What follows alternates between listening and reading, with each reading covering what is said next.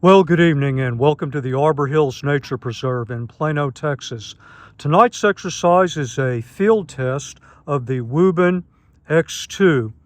Ever since the X series was announced, I have been bombarded with requests for field tests. So first, I want to thank WUBEN for sending me the light and making the review possible.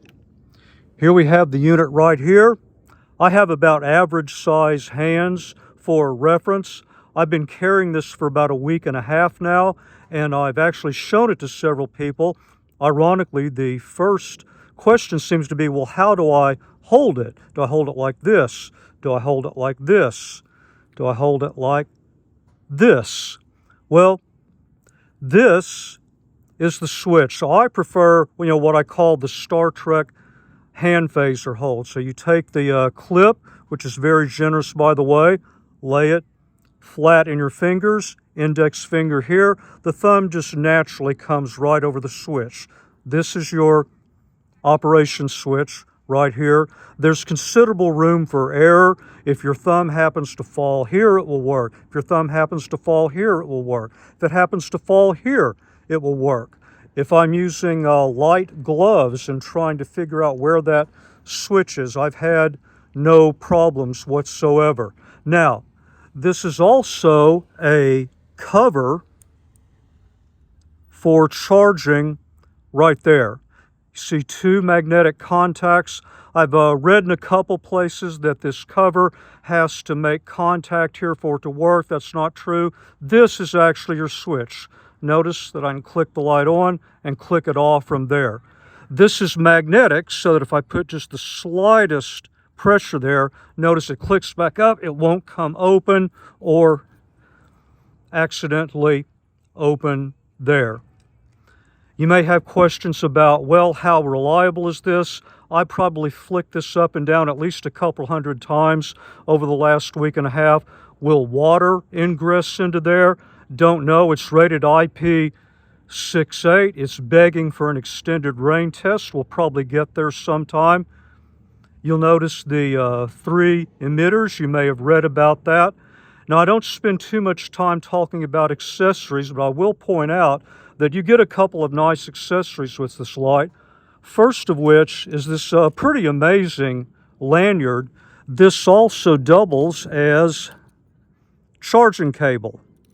So that is seriously cool. Red diffuser, we'll get to that tonight. Now, if you're okay with the form factor, if you're okay with the switch, if you're okay with the fact that it has internal, non-replaceable battery, then the next thing in your mind is probably, well, how does the UI work? I'll get to that in the next chapter. If you've already been online, you've already read through that, you're clear with how that works, then just skip that chapter and get directly to beam shots. There are 4 basic output levels: low, medium, high, turbo. 1 click to turn on, puts you in whatever mode you were in before, in this case low. You can press, hold, and release, or press and hold continuously to cycle through low, medium, high, release for whatever mode you want. Then if the light is on, double click takes you to turbo. Now here's the trick: 1 click to turn off, double click to go back to the mode that you were in. Let's see if I can do this. Triple click to strobe, 1 click to go off there. I'm not a big fan of how strobe is implemented in most lights, this one included, but that's another video for another time. I'm going to go ahead and leave it right there. That's quite a bit to absorb. You're probably interested in what these output levels really look like, so let's get there. We're at the bridge right now. This is low. There's medium. You can just start to get some detail looking over the creek there.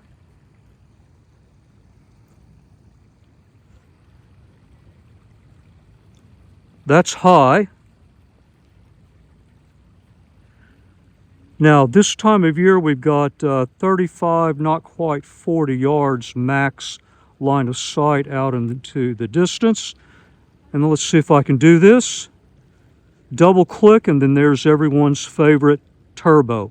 Very, very wide beam, exceeding the angle that I can show you on the iPhone.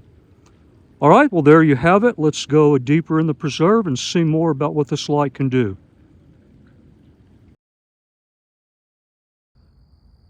Medium is an adequate mode for following something like a concrete paved path.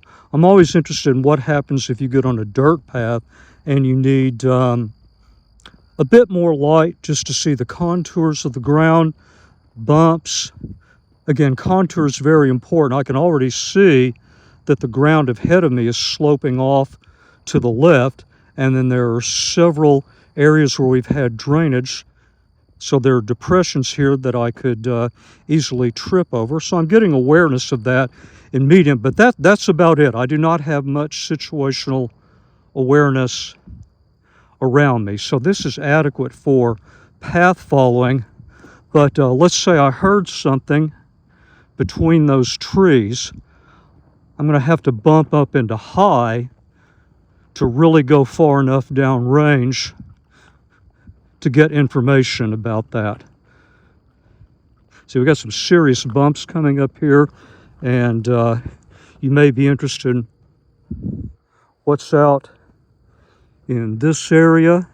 So if you're out doing general night hiking, these are things you want to pay attention to. I'm going to finish up in high here and then go do some more tests.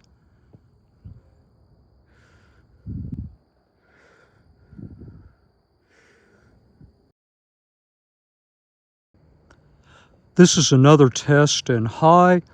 Line of sight here is just over 25, maybe 28 to 30 yards. I'm looking out over a creek. You can't see the creek, but it's beyond the rocks in front of me. Then as I pan around here, this is the entrance to the outer loop trail, and that sign is about 23, 24 yards from my current position, and we can see about 25 yards before the path curls behind those two trees that I'm looking at. So once again in high mode.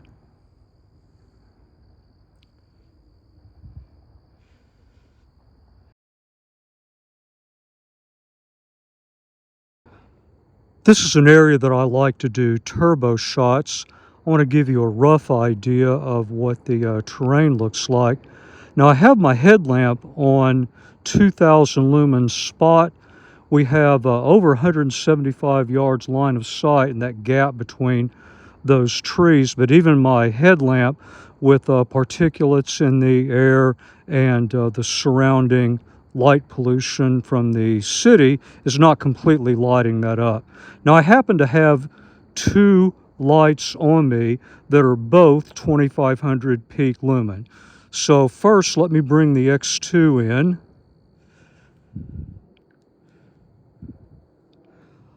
All right, that is in high. I'm going to double click. Now we're in turbo.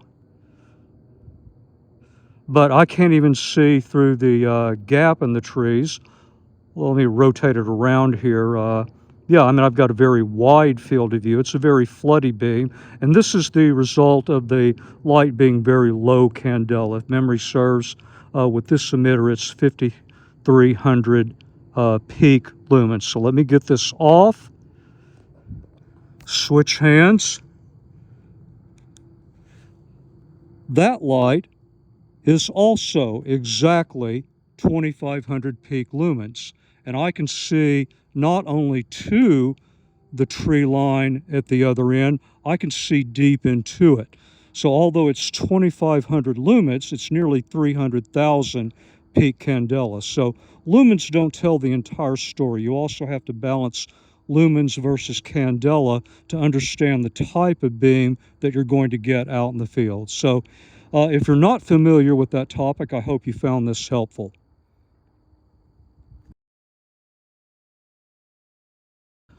We are at the top of the observation tower. There's a small amount of light behind me. This bridge goes almost exactly 25 yards to the other side. I can barely make out what's at the other end in medium. Let's bump that up to high. There we go. Much better. That'll give you another medium to high comparison. And then there's the double click into turbo. So I want to show you what the red diffuser looks like right there. You want to put that on good and tight. Even so, there's still going to be a bit of a bright edge there, so you don't want to hold this too close to your eyes, especially as you go up in illumination. But just for very close quarters work, I'm holding it well off to the side here.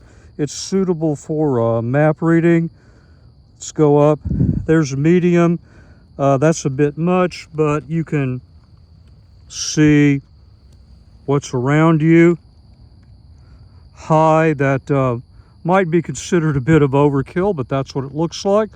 So there's a quick tour of the red diffuser.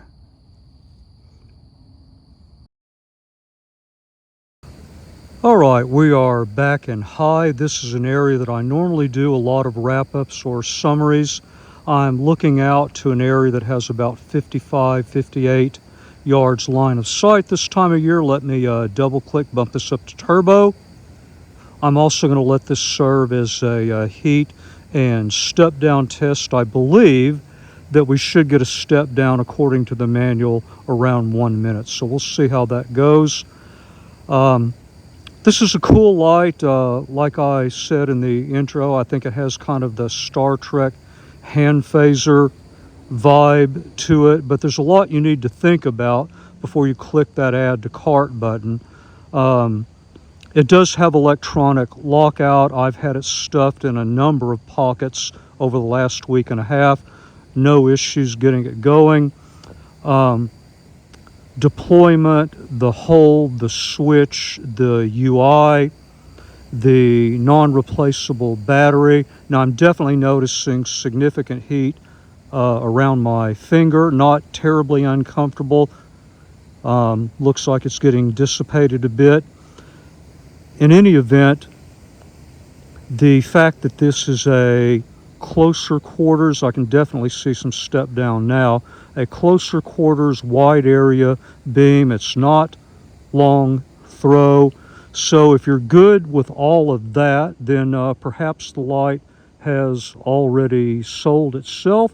Perhaps you need to see more. I think certainly more testing needs to be done. I need to test this switch out a lot more, give that some stress testing.